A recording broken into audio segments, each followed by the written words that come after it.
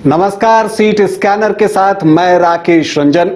Seat scanner में हम बिहार की जो 243 विधानसभा सीटें हैं उसमें से हर दिन कोशिश करते हैं कि आपको किसी विधानसभा सीट के बारे में, वहां के इतिहास के बारे में, वहां का जातीय समीकरण क्या है, इन चीजों पर आपसे चर्चा करें, आपको जानकारी देने की कोशिश करें। बहुत सारे लोग तो जानते भी हैं। तो इसी कड़ी में आज हम जिस सीट की चर्चा करने जा रहे हैं वो सीट है महुआ की सीट।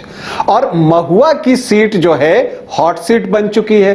क्यों बनी है? क्योंकि तेज प्रताप यादव, लालू प्रसाद यादव के बड़े बेटे तेज प्रताप यादव ने यह घोषणा कर दी है कि वो महुआ से निर्दलीय चुनाव लड़ेंगे।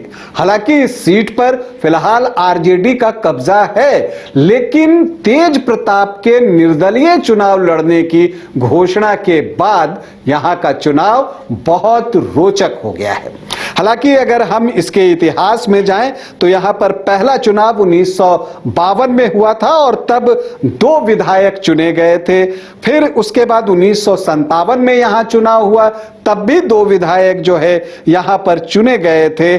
फिर 1962 से एक विधायक यहां चुना जाने लगा, लेकिन 1967 से 1977 तक महुआ का अस्तित्व जो है वो विलोपित कर दिया गया था। फिर से 1977 में जो है इस सीट पर चुनाव शुरू हुए, तब भी ये एससी आरक्षित सीट ही रही, लेकिन नए परिसीमन के अनुसार 2008-9 में जो नया परिसीमन हुआ उसके अनुसार इस सीट को जो है सामान्य सीट बना दिया गया और उसके बाद से मुकाबला जो है चल रहा है, जहां पर आपको दिखेगा कि कई अवसरों पर आरजेडी को थोड़ा एज दिखा है, क्योंकि यहां का जातीय समीकरण भी कुछ कुछ वैसा है। यहां के जातीय समीकरण पर भी हम चर्चा करेंगे, लेकिन फिलहाल हम आगे बढ़ते हैं और देखते हैं कि यहां जो आखिरी 3 चुनाव हुए हैं उसमें क्या कुछ हमें देखने को मिलता है।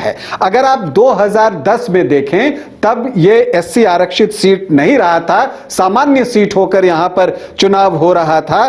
तो यहां पर जेडीयू के रविंद्र राय ने जीत हासिल की थी 21,925 वोटों से, और उन्होंने जगेश्वर राय को जो है वो पराजित किया था। फिर 2015 में यह सीट बहुत हॉट हो गई। क्यों हो गई? क्योंकि लालू प्रसाद यादव के बेटे तेज प्रताप यादव यहां से चुनाव लड़ने के लिए आए। महागठबंधन बना था जिसमें जेडीयू, आरजेडी और कांग्रेस तीनों एक साथ यहां पर थी। तो यहां पर जो है आप देखते हैं कि तेज प्रताप यादव को जो है जीत मिलती है 28,155 वोटों की, और वो पराजित करते हैं रविंद्र राय को। और तीसरे स्थान पर रहे थे निर्दलीय प्रत्याशी विनोद कुमार।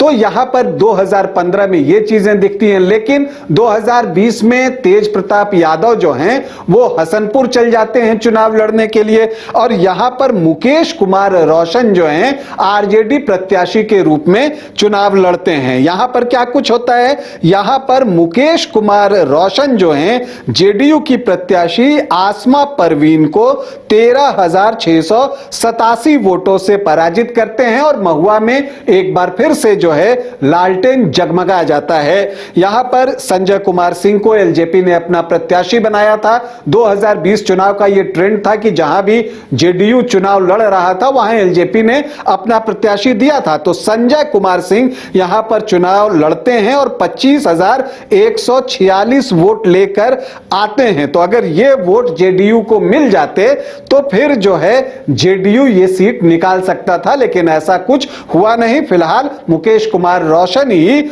महुआ से विधायक हैं और ताल ठोक रहे हैं कि वो यहां से चुनाव लड़ेंगे। और अब जबकि तय हो गया है कि तेज प्रताप आरजेडी से बाहर हैं, तो मुकेश कुमार रोशन को अंदर से वो खुशी भी है, दावा भी करते हैं पार्टी ने विश्वास किया तो फिर चुनाव लड़ेंगे और जीतेंगे भी। यहां अब तक 16 चुनाव हुए हैं जिसमें कांग्रेस ने 4 बार ये सीट जीती है, आरजेडी को 5 अवसरों पर कामयाबी मिली है। जनता दल और जनता पार्टी 2-2 अवसरों पर इस सीट को निकालने में कामयाब रही है। जेडीयू, लोकदल और सोशलिस्ट पार्टी एक-एक बार जो है सफल रही है। दसई चौधरी सर्वाधिक 3 बार यहां से चुनाव जीतने में सफल रहे हैं। अब अगर यहां पर हम बात करें कि संभावित प्रत्याशी कौन हो सकते हैं, तो देखिए मुकेश कुमार रोशन आरजेडी से इनको टिकट मिल सकता है, लेकिन निर्दलीय चुनाव लड़ेंगे तेज प्रताप, ये ऑलमोस्ट जो है अब कंफर्म हो गया है। जेडीयू से कौन कौन आ सकते हैं, तो देखिए आसमा परवीन है